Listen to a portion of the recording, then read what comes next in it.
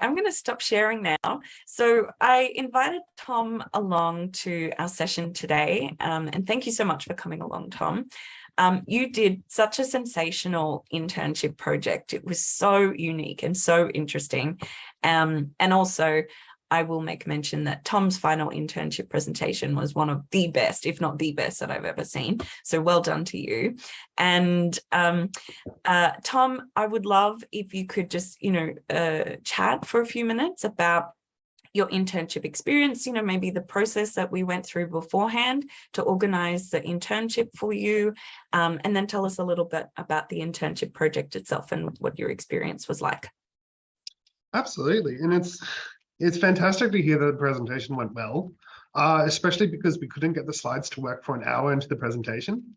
So we got there and the client was at the table and we had a lot of products and we had a lot of prototypes and work on the table, but I just had to verbalize everything that I put on the slides. So I'm really happy that worked out. That's wonderful.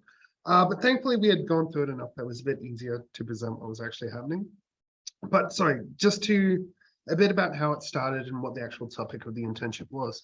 So my internship was very much so around creating advanced CPR training mannequins.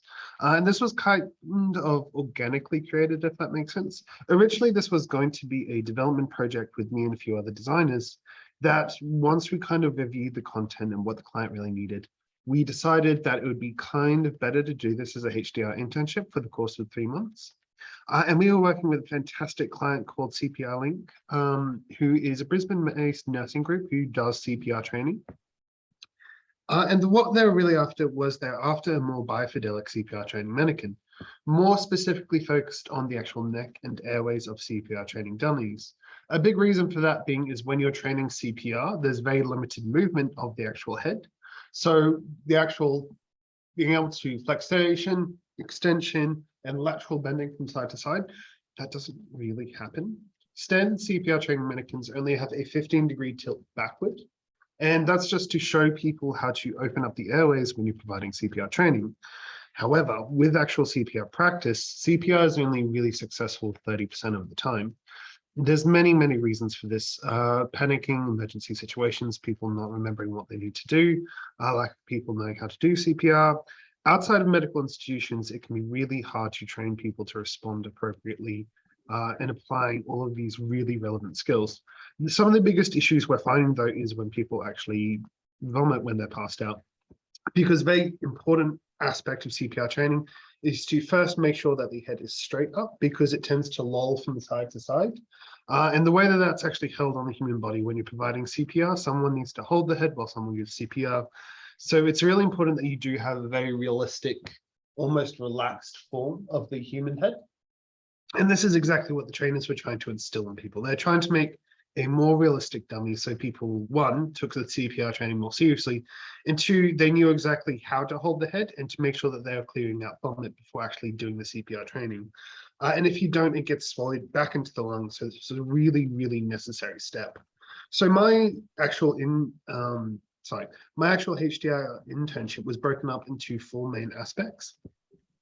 And the first aspect was just doing a very standard literature review, exploring what is the existing design knowledge surrounding CPR mannequins, what is currently on the market, what are the existing CPR training standards, and really, really interestingly, how can we make the teaching experience of CPR training or any medical field training more engaging and long-lasting?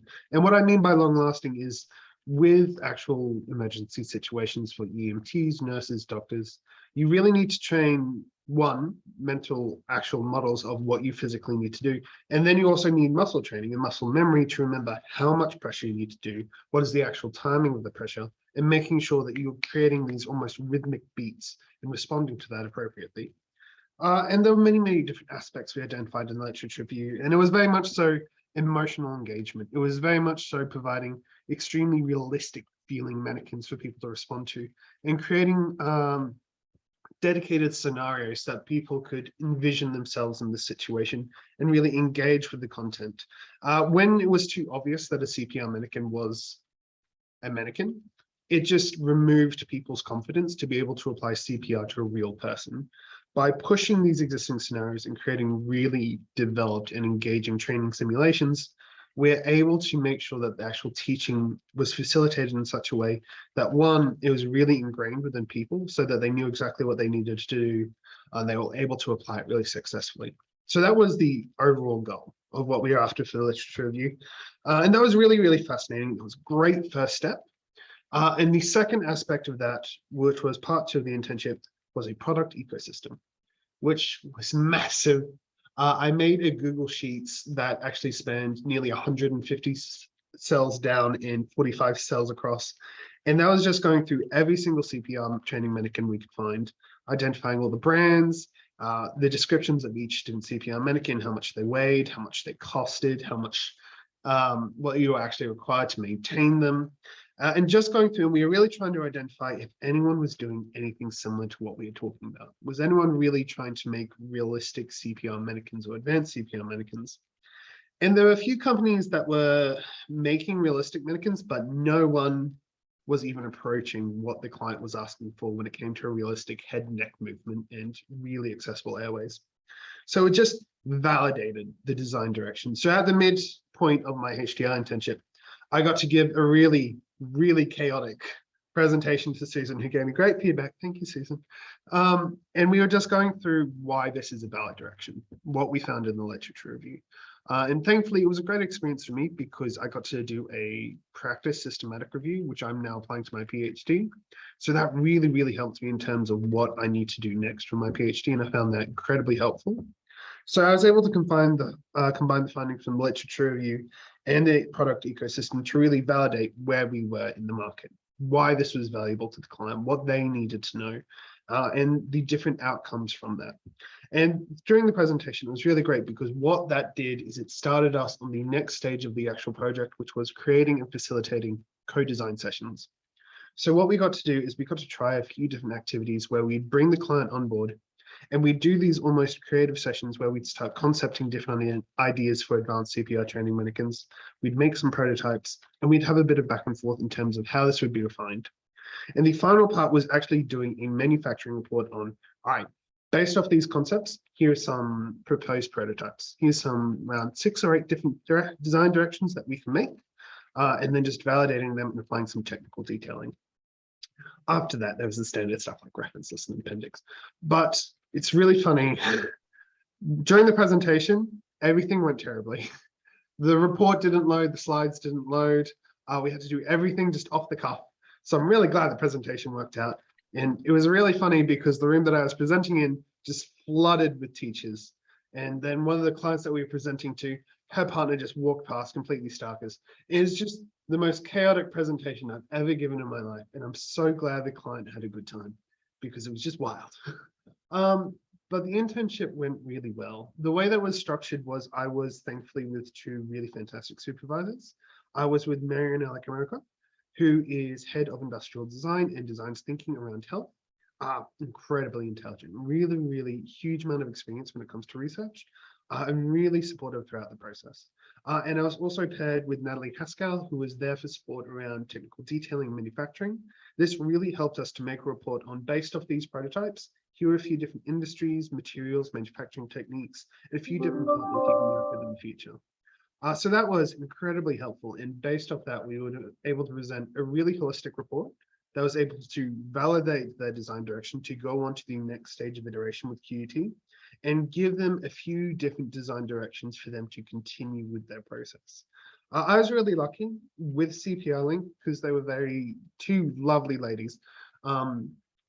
They were extremely open to really new ideas. They're really excited to work with QT designers and researchers. They loved seeing their personal experience actually done in physical prototypes so that they could see the link between what they were saying and just us responding to that and taking them seriously and making sure that we were providing outcomes that answered their needs, which was great for them. They saw lots of value in that. So they were all throughout the process, constantly keeping updated, constantly going through the prototypes and keeping a really good level of communication. I really had a great time during my during my internship because a lot of the skills I needed for my PhD, I got to apply almost as a test during this internship. I got to do systematic literature reviews. I got to host co-design sessions. I got to do product ecosystems really fantastically. I got to do some technical reports. And for my PhD specifically, which is around collaborative robotics, that's exactly what I want to apply. I want to apply systematic reviews. I want to be able to do co-design sessions with technicians. So being able to do this practice dry run was really helpful for me, because it's almost like I got to test my PhD process before doing it. And I got heaps of support, both from my supervisors and from Susan and from the HDR team. And while there was pure chaos when we were actually presenting content, because we had built such a rapport and everyone was all over the content, it was very easy to use prototypes to spark discussion and communication. So I had a wonderful time with that. And while there were some periods where we are still trying to nail down a specific direction, and even now they could go in half a dozen different directions, it was really valuable to see all of those ideas that they put forward and all their needs put forward, and just find research and other resources that really responded to that. Especially in the product ecosystem, there was just the best outcome we could humanly get from that report is just, no matter what market, brand, company, or industry we looked at, there wasn't a single CPR mannequin that did anything like what they were talking about. And we identified it as a real need, but it was just able to validate both what they were saying and to QUT to be like, hey, this is a relevant area of interest. This needs to be further developed. So that relationship is now continuing on with QUT scholarships. They are now taking over that project, which is fantastic. And now that they've got that solid foundation, they're able to keep pushing forward, which is wonderful to hear. Excellent. That was a lot of word dump. I hope that's okay. That was fantastic, Tom. Thank you so much for taking us through your internship project like that. And, you know, great to hear that. And I guess I should point out for the students here that, Tom, you were quite early in candidature when you did. How many months in were you? I had only just finished my stage 2. That's right. Yes. So you months. were like just about 6 or 7 months. Yeah, when you started. So it's really and you know, that's the exact time frame that QUT recommends, that sort of, you know, 6 to 18 month period that students do an internship. And it's really interesting to hear you say it was almost like a dry run, you know, for your PhD, and all of that experience you can then come back and apply, and it will probably help you see the rest of your PhD very differently as well.